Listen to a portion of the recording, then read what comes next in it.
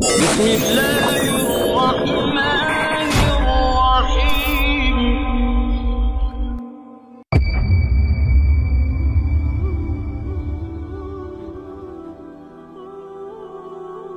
Alors, qui sommes-nous réellement? Sommes-nous ce corps physique dont nous voyons le reflet dans le miroir tous les jours? Sommes-nous cette âme qui vit l'illusion de l'expérience de vie terrestre dans ce corps? Ou alors sommes-nous ce mental qui se parle à lui-même constamment?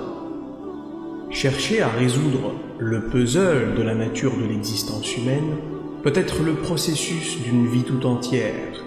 Mais Allah subhanahu wa ta'ala nous dit dans le Coran: Ba'd a'udhu billahi minash shaytanir rajim, bismillahir rahmanir rahim. Wa nafakhtu fihi min ruhi. Et j'insuffla en lui de mon esprit. Et dans un autre verset, Allah subhanahu wa ta'ala nous raconte: Wa nafakhna fihi min ruhina. Et nous insufflâmes en elle de notre esprit. En parlant bien évidemment de Maryam alayhi salam, la Vierge Marie. Alors, notre esprit proviendrait en fait de l'essence de l'esprit d'Allah directement. Dans la tradition primordiale, ce qu'on appelle Ad-Din al-Qayyim dans le Coran, l'homme est créé à l'image de Dieu. Et ce concept s'est confirmé dans toutes les traditions spirituelles. Mais beaucoup de gens se sont mépris par rapport à cette vérité, en imaginant un Dieu avec un corps humain. En réalité, il ne s'agit pas du corps physique. Il s'agit au lieu de cela de la lumière. Il s'agit de l'esprit. Nous avons été créés à l'image de Dieu, car notre ruh n'est en fin de compte qu'une manifestation de l'esprit divin. C'est un souffle de l'esprit divin. Une projection si vous voulez. On connaît tous Allah sous le nom de Al-Ghaib, l'inconnu, celui qui n'a pas de forme délimitée dans l'espace ou dans le temps. Al-Ghaib a projeté de son esprit divin des formes manifestées de son essence. Prenez une lampe torche par exemple, allumez-la et projetez son faisceau lumineux dans un espace ouvert. Si l'air est absolument pur, s'il n'y a aucune fumée, aucune particule, seriez-vous capable de voir le faisceau lumineux de la lampe torche? Réponse: non. C'est invisible. Pourtant, il y a vraiment de la lumière qui traverse cet espace. Mais si vous placez maintenant un nuage de fumée au milieu de la pièce, dans cet espace dans lequel est projeté ce faisceau lumineux, eh bien vous allez maintenant voir cette lumière se manifester. Vous verrez la couleur de cette lumière. Eh bien ce petit nuage, c'est ce souffle de l'esprit de Dieu. Allah subhanahu wa ta'ala a mis en nous, dans cet esprit, d'immenses trésors cachés. Le ruh, on parle d'une conscience pure qui vient de l'esprit de Dieu. Une conscience qui est donc, par essence, pré-éternelle et post-éternelle. Une conscience qui n'est pas assujettie au temps, ni à l'espace d'ailleurs. Essayons de nous arrêter 2 minutes pour méditer sur ces mots. Pour tous les gens, surtout, qui traversent des moments difficiles. Et aussi pour les gens qui se sous-estiment, qui s'auto-sabotent. Vous avez littéralement un fragment de l'esprit divin en vous. Vous êtes cette créature devant laquelle s'est prosterné l'ensemble de la création du monde angélique. Vous êtes la créature qui porte en elle un fragment de l'esprit de Dieu. Imaginez quel genre de secret et de connaissance et de sagesse doit contenir cette conscience, ce trésor caché qui est en vous. Seulement voilà, ce trésor est caché. Et c'est pour cela que notre cheminement vers la connaissance de ce Créateur divin passe inévitablement par la connaissance de notre propre réalité profonde. Man arafa nafsah faqad arafa rabbah. a dit le prophète Mohammed sallallahu ta'ala alayhi wa ala alihi wa sahbihi wa sallam. Celui qui parvient à se connaître soi-même parvient à connaître son Seigneur. Alors, se connaître soi-même, pourquoi ce serait si difficile? Si c'est là la clé de ce cheminement spirituel, pourquoi est-ce que trop peu de gens y parviennent finalement? Eh bien, tout le problème, c'est cet ego, votre âme, cette enveloppe spirituelle engendrée lors de la fusion du ruh et du corps physique. Les ulama disent, écoutez bien, qu'au moment où l'esprit, le ruh, fusionne avec le corps matériel, le fœtus dans le ventre maternel, eh bien cette fusion entre l'invisible et le visible, entre le matériel d'un côté et l'immatériel, engendre la création d'une nouvelle énergie vivante, par la réflexion de la lumière de l'esprit qui pénètre dans chaque cellule du corps physique. Cette nouvelle énergie, eh bien c'est l'âme. C'est cette énergie qui vous permet maintenant de bouger, de vous déplacer, de manger, de survivre, d'avancer. C'est ce moi intérieur, cet instinct primaire, c'est ce qu'on appelle l'ego. Ce voile auquel on s'identifie constamment et qui n'est pas notre véritable identité et qui n'est pas qui nous sommes réellement. On vit par ignorance chaque situation de cette expérience de vie en étant intimement convaincu d'être cet ego. Mais imaginez vivre chaque instant de la journée en étant parfaitement ancré, profondément identifié à votre essence véritable, à votre esprit, à votre ruh. Quel genre d'expérience de vie vous allez commencer à avoir à partir de là? À quel genre de secret vous allez vous connecter? Quel genre d'inspiration vous allez recevoir dans les situations du quotidien? Et c'est cela la direction. Le cheminant doit aspirer à la purification de son âme jusqu'à l'effacer, jusqu'à la transformer. C'est une véritable alchimie qui s'opère. Cette âme doit traverser différents états les uns après les autres, depuis un état ténébreux et entièrement opaque au départ, puis graduellement, cette âme s'éclaircira, devenant translucide, puis elle deviendra opalescente, jusqu'à ce que finalement, cette âme soit entièrement cristalline. Et à ce stade, le cheminant commence à recevoir directement dans son cœur les manifestations de lumière de son ruh. Le cheminant constitue à ce moment-là un miroir sur lequel se reflète l'expression des attributs divins en permanence. Mais pour en arriver là, il nous faut nous demander qui sommes-nous réellement? Et pour répondre à cette question, il vous faudra chercher les réponses des deux questions suivantes. Écoutez bien. Premièrement, qui suis-je? Qu'est-ce que je suis réellement? Et deuxièmement, où suis-je? Où sommes-nous exactement? Quel est cet endroit? D'abord, qui suis-je? Cette question est la question la plus vague et la plus basique lorsqu'on entreprend le chemin de la connaissance de soi. C'est une question philosophique à laquelle on ne peut pas vraiment répondre avec des mots en réalité. Pourquoi? Parce que le langage humain ne suffit pas pour expliquer ce que nous sommes réellement. Si je vous demande qui êtes-vous, vous allez me répondre par votre nom. Je suis Joël, je suis Aïcha, je suis Thomas, je suis Mohamed. Et ensuite, le deuxième trait d'identité qu'on aime décliner assez souvent, c'est la fonction. Je suis Thomas, j'ai 30 ans, je suis ingénieur, ou je suis boulanger, ou je suis médecin. Et ensuite, les gens continuent à présenter leurs traits de caractère en fonction de ce qui, selon eux, les définit.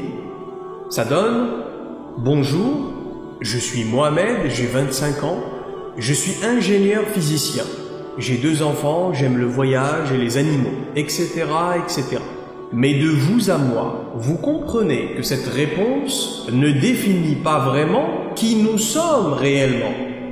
En réalité, si vous avez une réponse à cette question, c'est que vous ne comprenez pas vraiment la question. Beaucoup d'entre vous vont se reconnaître dans ce que je vais dire maintenant. Avez-vous parfois l'impression, dans cette vie, de ne pas vous sentir dans votre élément, de ne pas vous sentir chez vous? Avez-vous parfois l'impression de vous sentir complètement étranger de ce monde? Eh bien, figurez-vous que dans ce monde, l'obscurité est bien répandue. Alors que la lumière, Allah subhanahu wa ta'ala l'a éparpillée par-ci et par-là dans son plan divin. Donc parfois, un être bien guidé, un être lumineux, peut naître dans une famille qui est dans l'obscurité totale.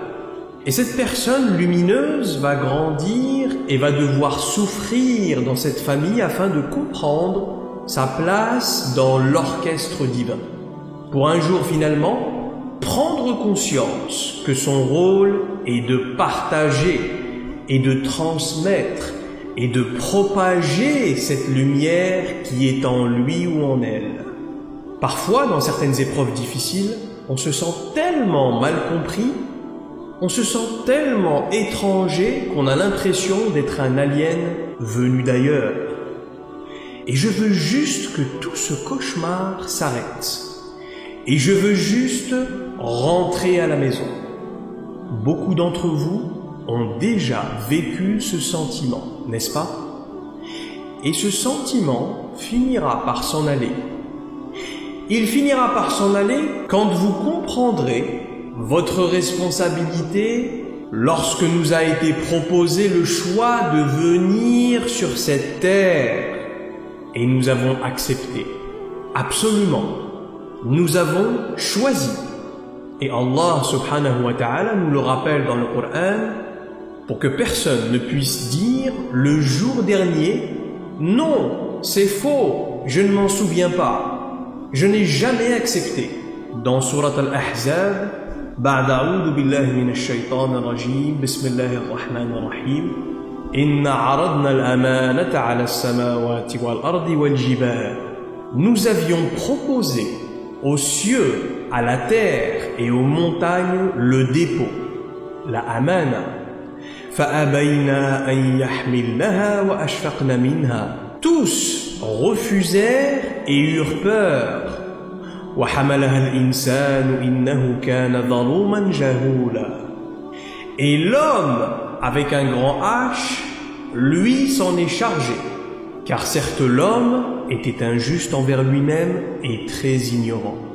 Cet épisode a réellement eu lieu.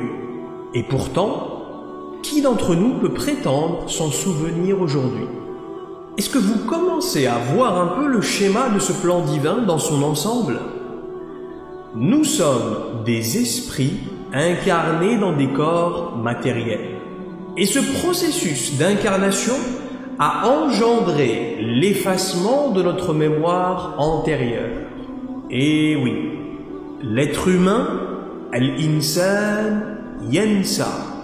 Dans l'étymologie même de insan, qui se traduit par l'être humain, il y a le verbe yansa, qui veut dire en français oublier. L'être humain est d'origine du paradis. Nous avons vécu au paradis, n'est-ce pas? Et donc l'humain a oublié cette descente du paradis. Nous avons oublié cet épisode.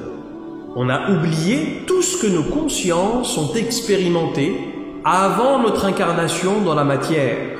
Et en conséquence, on trouve très souvent sur Terre des âmes qui dans leur vie sont contrariées, sont fâchées, sont confuses. Tout cela constitue cette souffrance d'avoir quitté le paradis. Progressivement, on commence à comprendre que ce corps est effectivement un don incroyable sur le plan technologique, mais qu'il est en réalité extrêmement limité. Il est limité dans le temps déjà. Ce corps n'est que passager, ce n'est qu'un véhicule que nous empruntons dans cette expérience de vie. Il nous suffit de nous regarder dans la glace chaque jour pour constater que ce corps est limité dans le temps. Et vous commencez petit à petit à prendre conscience que vous n'êtes pas uniquement ce corps physique. Vous êtes plutôt cette conscience qui est dans ce corps physique. Et alors, vous réalisez progressivement que vous n'êtes pas une personne qui essaye de se trouver une spiritualité, mais plutôt un esprit qui est spirituel déjà par essence et qui a été envoyé dans un corps physique. Dans quel but? Pour expérimenter un monde matériel dans un court laps de temps. Plus vous prenez conscience de tout ça, et plus vous vous ouvrez à rétablir cette connexion avec votre essence profonde, cet esprit, ce ruh. Maintenant, écoutez attentivement. Il y a longtemps, quand nos esprits ont accepté le dépôt, cette amana, on a compris à ce moment-là, en arrivant sur Terre, que nous avions effectivement abaissé notre conscience à un niveau extrêmement bas. En réalité, nous sommes entrés à ce moment-là dans un état de conscience de ghafla profonde. Vous vous souvenez, l'état d'insouciance. Certains ulama disent que la ghafla, en plus d'être un état de conscience temporaire qu'on traverse lorsqu'on est insouciant du facteur divin, eh bien cette ghafla peut constituer aussi l'état d'insouciance générale que l'être humain vit actuellement dans cette expérience de vie terrestre. Vous comprenez? Nous expérimentons dans cette vie d'ici-bas un oubli permanent de notre vie antérieure. Écoutez attentivement, c'est extrêmement important. Dans ce processus d'existence terrestre, on a choisi de rompre notre connexion avec notre vie céleste antérieure. Il faut comprendre qu'en acceptant de recevoir le dépôt, nous avons choisi de jouer le jeu pleinement. Autrement dit, on a choisi volontairement d'oublier qui nous étions réellement afin de pouvoir nous prêter au jeu complètement, afin de pouvoir expérimenter cette vie de la façon la plus complète possible, de la façon la plus authentique possible. Comprenez bien que si on se souvenait parfaitement de qui nous sommes réellement, on ne se sentirait jamais véritablement séparé de Dieu et séparé du royaume céleste. Et donc, en conséquence, on ne se prêterait pas totalement au jeu de la vie. Donc, tout cela faisait partie du jeu. Allah subhanahu wa ta'ala nous a permis d'oublier notre origine véritable afin qu'on puisse expérimenter la vie pleinement. Allah a voulu nous faire expérimenter les sentiments et les émotions entre nous. Dites-vous bien que jamais nous n'aurions pu expérimenter des choses comme la tristesse, la douleur, l'amour, le manque ou la jalousie si on avait gardé cette mémoire de notre vie passée dans le monde céleste. Et très certainement, on n'aurait jamais pu expérimenter lors des épreuves de la vie des choses comme la peur, l'inquiétude, le stress, le désespoir, la colère ou le rejet. Car si chacun d'entre nous avait gardé la mémoire, tout le monde se rappellerait donc de la nature de notre essence originelle, une conscience pure, une conscience angélique, une conscience divine. On n'aurait donc aucun mal à faire face aux épreuves de la vie d'ici-bas, aussi difficiles qu'elles puissent être si nous avions gardé tous nos souvenirs de notre existence antérieure. Mais nous avons oublié. nous sommes entrés dans la dimension d'Al-Insan, celui qui a oublié, pour nous prêter encore plus au jeu de cette simulation.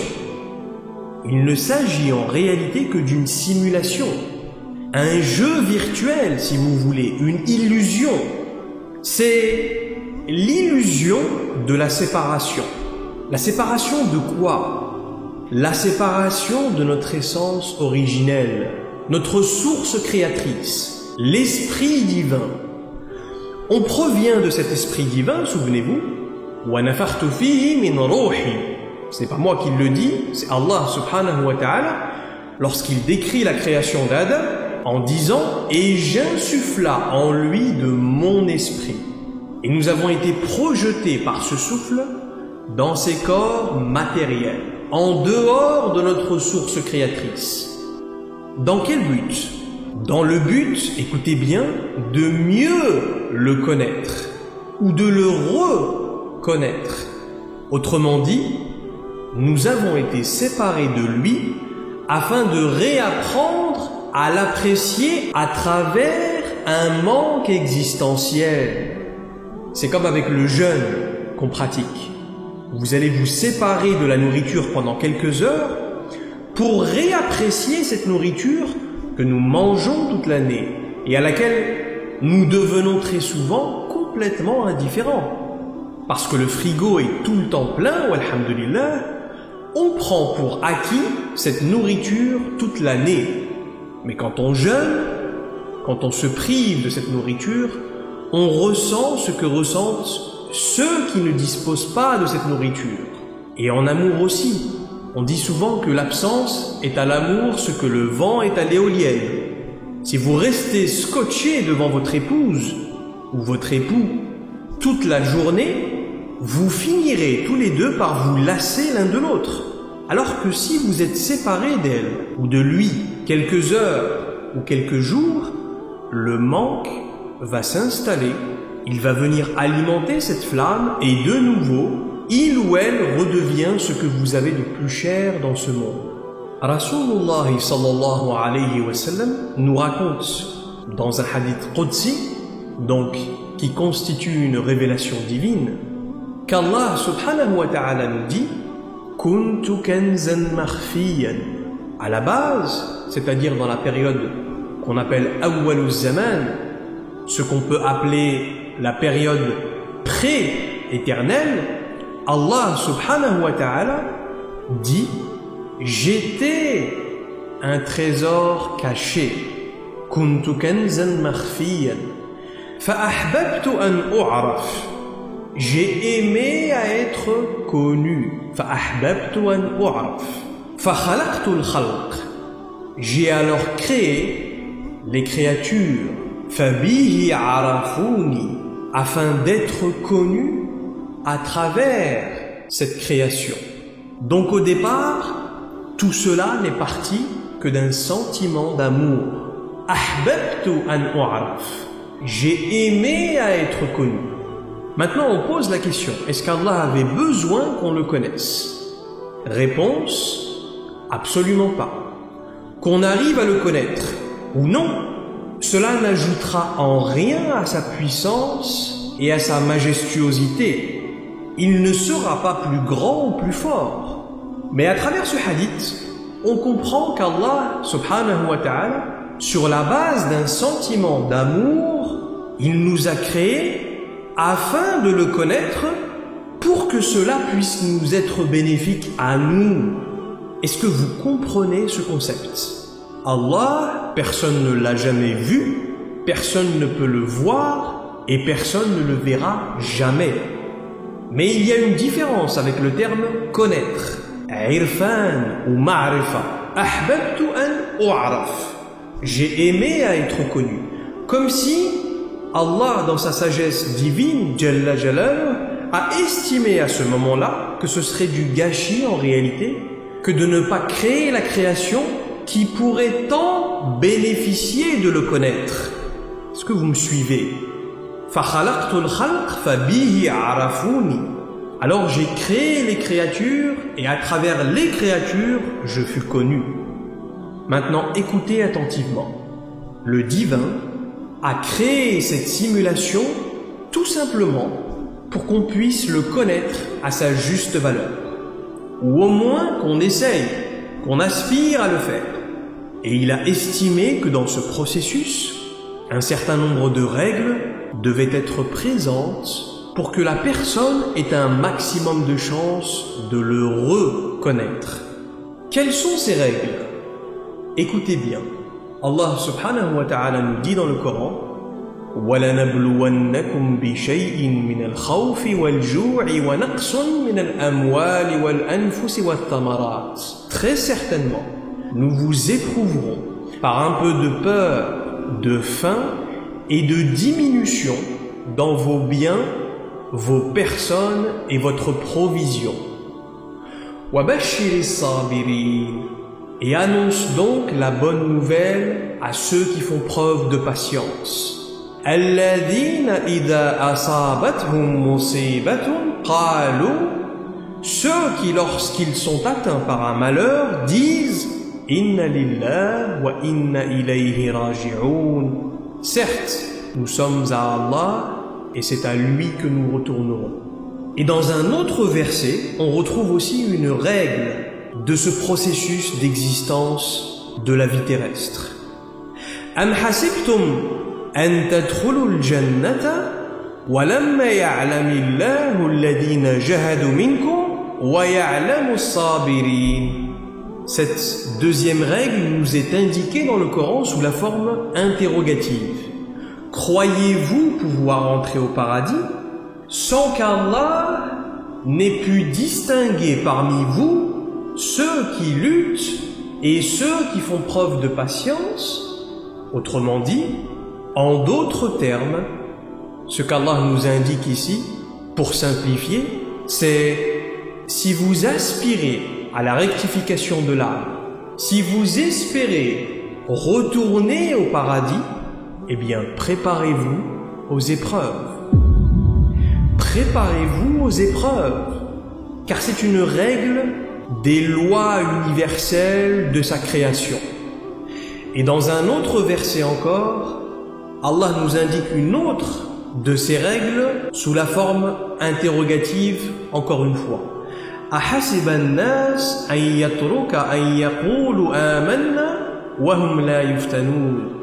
Les gens pensent-ils réellement qu'on les laissera dire آمَنَّا, nous croyons, وَهُمْ لَا يُفْتَنُونَ, sans les avoir éprouvés? وَلَقَدْ فَتَنَّا الَّذِينَ مِنْ قَبْلِهِمْ فَلَيَعْلَمَنَّ اللَّهُ الَّذِينَ صَدَقُوا وَلَيَعْلَمَنَّ الْكَاذِبِينَ. Et nous avons certes éprouvé les autres avant eux, afin qu'Allah sache qui d'entre eux dit vrai et qui sont les menteurs. Et on commence petit à petit à percevoir les règles de cette expérience terrestre, d'Al-Insan, et on comprend à travers ces versets que l'une des raisons principales de l'arrivée de l'épreuve dans la vie d'une personne, c'est pour créer une occasion en fait pour le Créateur et en même temps pour la créature aussi de déterminer si son aspiration à connaître le divin est véritablement solide et profonde ou si à l'inverse elle est simplement légère et passagère. Parce que prétendre vouloir le connaître, prétendre vouloir accéder à sa proximité divine, prétendre vouloir son amour dans notre vie, son soutien, quand tout va bien, c'est plutôt facile, vous ne pensez pas? Jauger sa foi quand tout va bien ne nous donnera jamais une mesure significative. En revanche, quand ça va mal, quand on vit une épreuve, eh bien c'est là qu'on voit le vrai visage des gens. C'est là qu'on voit ce qu'il y a vraiment au fond de notre cœur. C'est dans ces moments difficiles qu'on voit la vraie nature de notre foi. Parce que c'est très prétentieux que de dire « nous croyons en l'invisible, en ce que nos yeux ne voient pas ». Et elle est là, la subtilité de ce test, justement. C'est qu'on ne voit pas la réalité de l'autre côté du rideau. On doit prendre nos décisions dans chaque situation en prenant en compte à chaque fois ce qu'il pourrait y avoir derrière le rideau. Écoutez attentivement. Dans ce test, dans cette simulation si vous voulez, il existe toujours deux réalités simultanées, je vous le répète encore une fois. La réalité exotérique, visible, apparente, zahiriya, et en même temps, simultanément, il existe une réalité cachée, ésotérique, invisible, batiniya. Est-ce qu'à l'heure où je vous parle, nous sommes les seules présences ici dans cette salle? Vous savez bien que non. Il y a des anges, il y en a déjà 2 sur vos épaules, des dizaines et des centaines autour de vous, et des millions et des milliards dans votre corps. Il y a aussi probablement des djinns autour de nous, qui seraient intéressés par nos enseignements et par la vérité, et donc qui nous écoutent. Est-ce que vous voyez toutes ces créatures invisibles? Réponse, non. Pourtant, ils sont bien là autour de nous. 2 réalités existent bel et bien, mais nous ne sommes certains que de l'une d'entre elles, celle que nous percevons avec nos yeux, dans le monde manifesté. Le monde manifesté est pour l'ego tout ce qu'il peut voir et toucher. Et dans sa perspective à lui, tout le reste est invisible et inconnu. Pour l'esprit, en revanche, c'est l'opposé. Et par esprit, je veux dire le ruh, votre essence la plus profonde, encore une fois. L'esprit a pour réalité tout ce qui n'appartient pas au monde matériel, les flux d'énergie, les anges, les archanges, les djinns, les paradis, les enfers, les prophètes, les messagers, Awliya Allah, les saints, et bien sûr le grand esprit, Al-Ghayb, l'invisible par définition, Allah subhanahu wa ta'ala, le créateur divin, Jalla Jalaluh. Le problème, c'est que très souvent, quasiment tout le temps en fait, nous nous laissons affecter par cette réalité manifeste lors d'une épreuve, sans prendre en compte son aspect caché. Donc, nos pensées, nos émotions, nos expériences, ce que nous voyons aux infos par exemple, ce que quelqu'un va nous dire, on fait de toutes ces choses notre réalité. Parce que c'est ce que nos yeux voient, c'est ce que nos oreilles entendent, c'est ce que nous ressentons. Mais il y a toujours un autre aspect à cette réalité. Il y a toujours le code source du logiciel. Il y a toujours l'algorithme derrière que vous ne percevez pas. C'est comme s'il y avait un rideau en fait. Des coulisses en arrière-plan de chaque scène. Une force qui régit les événements du monde physique depuis une position derrière un voile. Comme il est mentionné dans le Coran, وَاللَّهُ يَعْلَمُ وَأَنْتُمْ لَا تَعْلَمُونَ. C'est Allah qui sait alors que vous ne savez pas. Et Allah nous dit, le jour de la résurrection, nous ôterons le voile pour vous faire sortir de cet état de conscience de ghafla permanent que vous avez vécu tout au long de cette vie terrestre, afin de vous informer de ce que vous faisiez. لَقَدْ كُنْتَ فِي غَفْلَةٍ فَكَشَفْنَا عَنْكَ غِطَاءَكَ فَبَصَرُكَ الْيَوْمَ حَدِيدٌ. En s'adressant à l'être humain, Allah nous dit, tu étais certes dans un état d'insouciance et maintenant nous ôtons le voile de sur tes yeux. فَبَصَرُكَ الْيَوْمَ حَدِيدٌ. Tu peux voir, tu peux percevoir aujourd'hui avec une grande clarté. Autrement dit, ta vision est maintenant complète. Ta vision est maintenant multidimensionnelle. Tu perçois maintenant les choses aussi bien dans leur dimension exotérique que dans leur dimension ésotérique. En d'autres termes, tu peux maintenant voir l'aspect caché qu'il y avait derrière toutes les situations dans lesquelles Allah t'a mis durant l'expérience de vie terrestre. Et laissez-moi vous dire une chose. À cet instant-là, ça va nous faire très drôle. Je peux vous assurer que pour la plupart d'entre nous, pour tout le monde quasiment, cette expérience, dans cette nouvelle période d'existence, va être un déferlement de stupéfaction et de choc. Nous serons tous abasourdis, bouche bée, de voir nos comportements dans certaines épreuves, en ayant maintenant la capacité de voir ce qu'il y avait en réalité derrière chacune de ces épreuves à ces moments-là. Je vous le dis honnêtement, préparez-vous à beaucoup de regrets. Allah subhanahu wa ta'ala va même plus loin que ça. Et il dit, même les habitants du paradis auront d'immenses remords. Ya hasrata ala ma farratna fi jambillah. Quel dommage pour ce que nous avons négligé à l'égard de Dieu. Quel gâchis!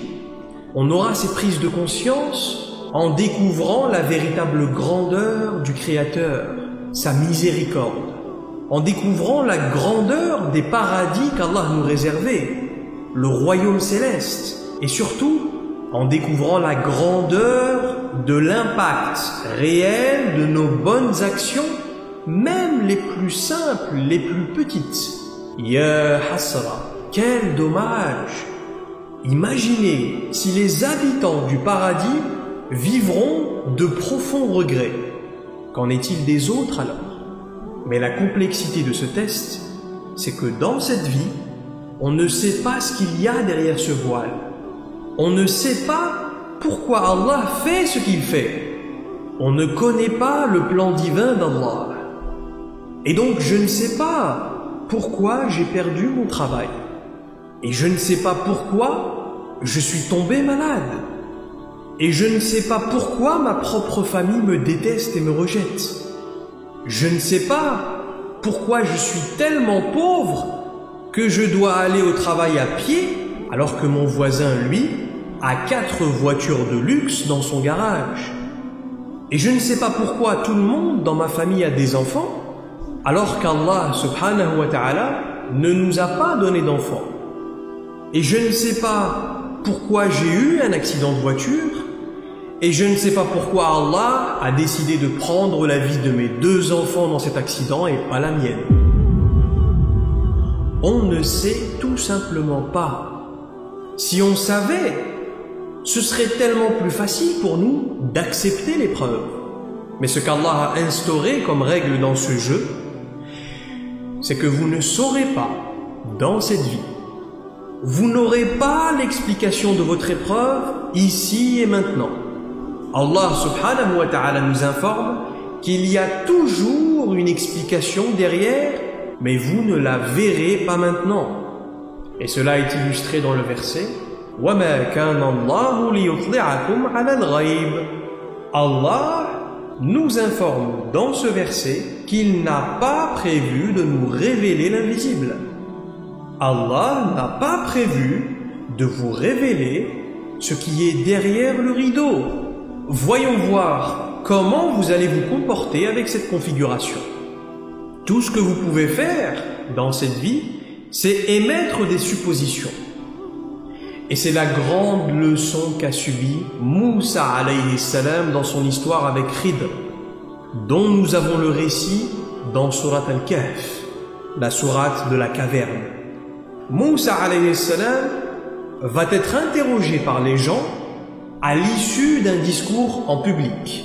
Ô prophète de Dieu, es-tu l'homme le plus savant de notre époque? Est-ce que tu peux nous confirmer que c'est bien toi l'homme le plus savant de notre époque? Et Moussa alayhi salam, de façon logique, de façon innocente, car il est Kalimullah, celui qui parlait directement avec Allah, il va répondre « Oui, je le suis ». Mais Allah subhanahu wa ta'ala va révéler à Moussa alayhi salam à ce moment-là « Ô Moussa, tu n'es pas mon serviteur le plus savant ». Et Moussa va être si choqué qu'il va demander à Allah « Qui est-il alors ?» où est-il? S'il y a quelqu'un à qui tu as donné plus de science et de savoir que moi, alors que je suis ton grand prophète et ton interlocuteur direct, eh bien, où est-il? Je veux le rencontrer, je veux le suivre, je veux apprendre de lui. Et très brièvement aujourd'hui, Moussa alayhi salam va être guidé vers cet homme, Khidr alayhi salam. Et il va suivre avec lui à ce moment-là une des formations des plus bouleversantes de toute l'histoire. Un voyage qui le changera à tout jamais. Plus précisément, ce voyage va se faire en 3 phases, 3 épreuves, qui se solderont à chaque fois par un échec. 3 voyages, 3 épreuves et 3 échecs pour Moussa alayhi salam. À chaque fois, Moussa sera sommé de ne pas réagir à la situation et ce grand prophète ne pourra tout simplement pas s'empêcher de réagir au vu des événements qui vont se dérouler juste devant ses yeux. Il va réagir à chaque fois en se basant sur l'aspect apparent et exotérique, zahiri, de la situation, en oubliant à chaque fois l'aspect caché, l'aspect ésotérique, l'aspect batini de la situation. Et pourtant il est Moussa, il est le grand prophète des Banu Israël. Moussa alayhi salam embarque dans ce voyage avec Khidr, après lui avoir fait la promesse qu'il se tiendrait à carreau tout au long de cette formation. Et quelle est la première chose que Moussa alayhi salam va faire lorsqu'ils vont embarquer tous les deux dans le bateau de ces pauvres pêcheurs qui avaient accepté de les transporter, et que Khidr alayhi salam va commencer à percer la coque du bateau? Moussa va perdre son sang-froid et il va commencer à crier à l'injustice. « Mais qu'est-ce que tu viens de faire? Tu as essayé de nous couler ou quoi? Quelle est ton excuse pour avoir percé le bateau de ces pauvres gens ?» Et à ce moment-là, le professeur, l'enseignant de l'invisible, va lui répondre « Ne t'avais-je pas prévenu que tu ne serais pas en mesure de supporter ce que je fais ?» Il faut bien comprendre que Moussa est un homme qui n'a aucune tolérance pour l'injustice. C'était un homme qui était décrit pour être très grand et très fort physiquement. Donc il a ce jalal, il a cette force, il a cette virilité en lui. Lorsque Moussa voit une injustice, il se dresse toujours droit debout contre celle-ci. Moussa ne peut tout simplement pas s'empêcher d'intervenir en présence d'injustice. Vous et moi, quand on voit une petite injustice déjà, on la dénonce, on essaye de la dénoncer. Imaginez Moussa, le prophète, le gardien à ce moment-là des commandements divins, voir Khidr commencer par faire couler le bateau de pauvres pêcheurs. Et ensuite, dans la deuxième phase, le niveau de l'épreuve va encore augmenter, puisque Khidr alayhi salam va tuer littéralement un enfant. Et vous pensez à ce moment-là que Moussa va rester silencieux? Impossible! Comment as-tu pu tuer l'âme innocente d'un petit garçon? Et à chaque fois que Moussa l'interpelle, Khidr alayhi salam va lui rappeler « Ne t'avais-je pas dit que tu ne pourrais pas être patient avec ce que je fais ?» Cette formation avec Khidr était en réalité au-delà des capacités de Moussa alayhi salam à ce moment-là. Et Khidr le lui fait remarquer dès le départ.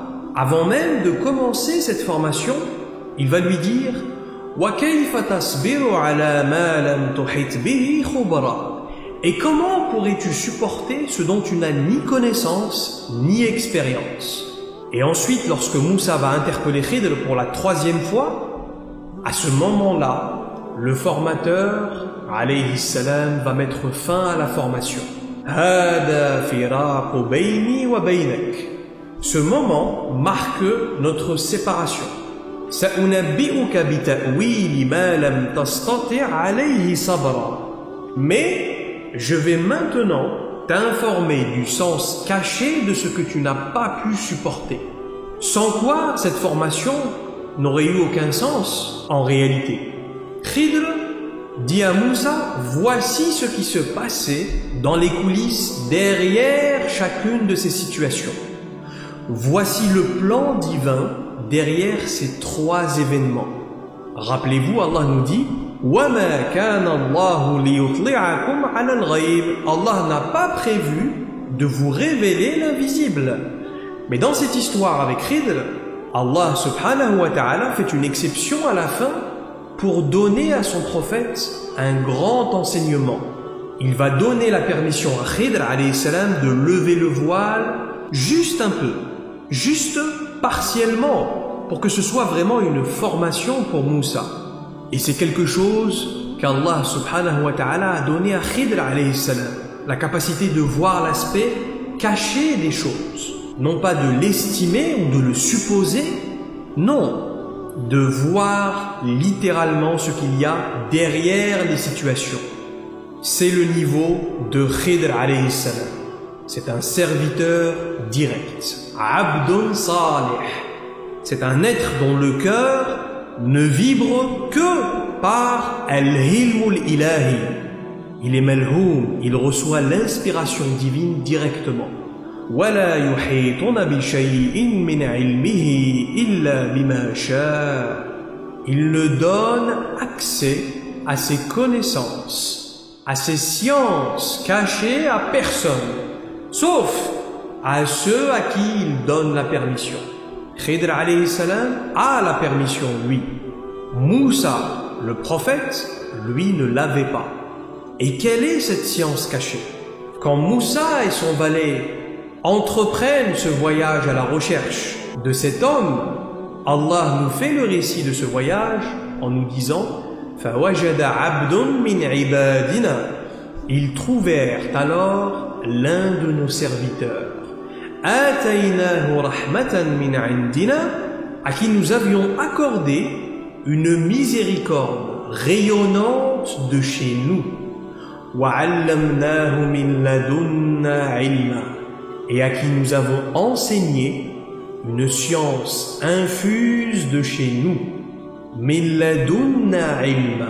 Al-ilmu al-laduni, cette science infuse, c'est une science transcendantale. C'est une science qui transcende la dimension exotérique de la réalité.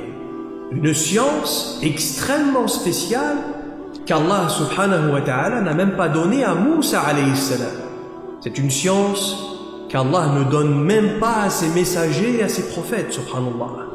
Et cette formation de Moussa alayhi salam est l'une des plus grandes leçons qu'on peut tirer de la révélation divine. Quand on comprend profondément cette histoire, on prend conscience que ce savoir est l'un des plus importants savoirs dans notre chemin retour vers le paradis. L'humilité dans l'épreuve, la retenue. Ce que je vois et ce que je vis me paraît injuste, mais je dois rester humble, car il se peut que quelque chose m'échappe, car il se peut que je sois ignorant d'une dimension de cette épreuve, car cette épreuve fait partie du plan divin.